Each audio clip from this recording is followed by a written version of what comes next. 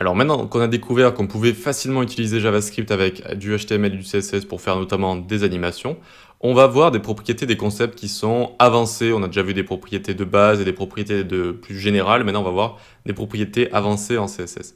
Alors, notamment, on peut enlever donc tout ce qui est dans notre app.js ici. Là, on peut faire tout enlever également. Tac, hop, on va juste garder le body ici. Très bien.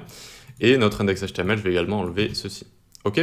On va voir dans cette vidéo les dégradés. Les dégradés, c'est génial, c'est des dégradés en général linéaires qu'on utilise et ça permet de faire des beaux fonds de quoi que ce soit. Ça peut être vos éléments ou encore le body. Ici, on va utiliser le body, on lui met une hauteur de 100 VH parce que de base, il n'a pas de hauteur. Et on va utiliser un dégradé linéaire. Donc, on vient ici.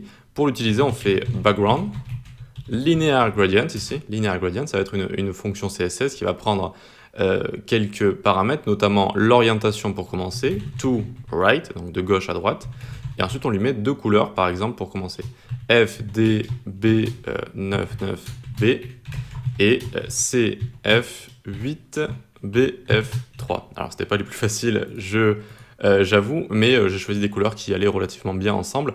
Et regardez ce que ça fait, en fait, directement, ça nous donne un fond comme ça. Ça nous donne un fond dégradé entre deux couleurs, et donc ici, de gauche à droite. Aussi simple que ça. Et vous voyez que ça donne vraiment un bon effet, rapidement, facilement, avec ces dégradés linéaires. Donc là, on utilise des dégradés donc linéaires, linear gradient. On a ici to right, on peut également aller à peu près où on veut, par exemple to bottom. Tac, ça va être plutôt de haut en bas ici. To bottom right, ça va être en haut à gauche jusqu'en bas à droite, etc. etc. Vous pouvez faire tous les angles que vous voulez. Et en parlant d'angles, vous pouvez même utiliser directement des angles. Par exemple, si je mets 0 degré ici, tac, ça commence avec notre couleur ici qui est le plus à la fin qui va être en haut, d'accord, et notre couleur qui est le plus au début qui va être en bas. Et on peut commencer à décaler tout ça avec 45 degrés. Ça va commencer à tourner. Vous voyez que ça tourne. Si je mets 90 degrés, ça tourne. Le violet commence à descendre. 180, il va être vraiment en bas. Tac. Vous voyez que j'ai inversé les couleurs. Et donc ça aussi, ça peut être une manière de bien placer ces dégradés linéaires comme ça. Vous voyez que ça donne vraiment des effets plutôt cool. Vous pouvez tester avec plein de couleurs différentes, évidemment. On peut ensuite limiter en fait les dégradés. Là, vous voyez que c'est plutôt à 50%. On a la couleur ici, et là, ça se mélange au milieu. Et pour faire ça, pour gérer vraiment les placements, on peut mettre une virgule ici après et faire 10% par exemple.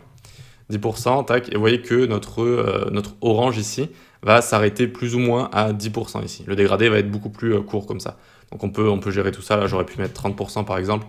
Tac, voilà, pour avoir un peu moins de orange qu'on a de violet comme ça directement. Voilà pour ça, on peut rajouter d'autres couleurs. Si je viens ici et que je vais mettre par exemple crimson, tac, hop, ça va mettre la couleur rouge en bas et je peux en mettre autant que je veux. Light blue après par exemple, tac.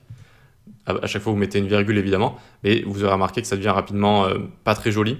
Alors là les couleurs elles vont pas spécialement ensemble déjà de base, les couleurs que j'ai rajoutées, mais trop de couleurs pour les dégradés tue le dégradé de manière générale. Mais sachez que vous pouvez en mettre autant que vous voulez ici. Ok.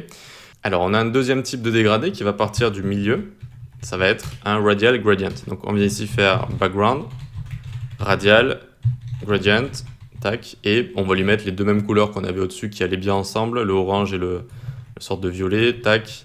On enlève ici le 30% et on enlève la virgule à la fin, on n'oublie pas, et regardez, hop, on a un dégradé qui va partir cette fois du milieu avec la première couleur qu'on a mise qui est ici, et le violet qui va être autour, qui va l'entourer comme ça.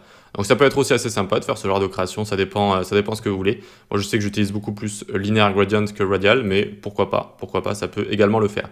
Donc c'est tout pour les dégradés. Donc là on va voir vraiment des propriétés plus avancées, mais ça ne veut pas dire que c'est forcément plus compliqué. Vous voyez, c'est des propriétés qui sont là, on va dire plus récemment et qu'on utilise peut-être un petit peu moins. Certaines sont quand même, vous allez voir, un petit peu plus compliquées que la moyenne.